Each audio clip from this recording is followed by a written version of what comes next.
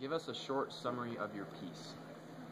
Okay, my piece is about my dad and my mom's kind of story together. My dad came from Mexico when he was a teenager, coming to Lincoln to kind of, I don't know, be with my mom, and it was like a whole new culture shock, and he didn't know the language, and he came to just be with her, and just kind of like a true love story, and it really inspired me, so I love it. So that was your inspiration, was the love story? It was the love story, and how my dad was just so worked up and just was strong enough to do that, just to come to a whole different place and start a whole new life and a new beginning. Interesting. Okay. So your whole entire poetry anthology was in book form. Why did you want to do that?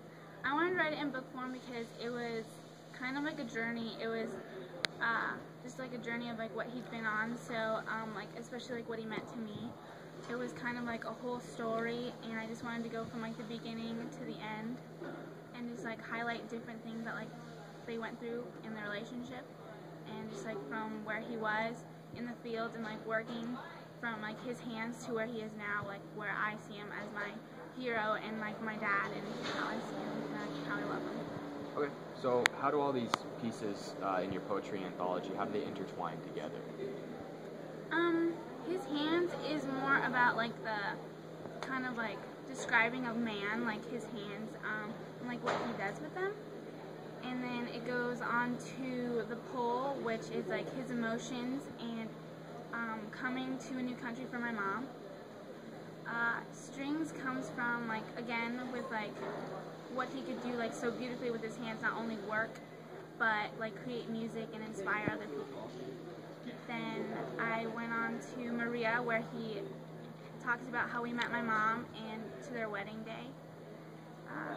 And then to Dusty Dreams, where he kind of creates a new life for himself, and he goes to college and he starts a family, and now he's a master's degree and he teaches, and he just kind of helps everybody out.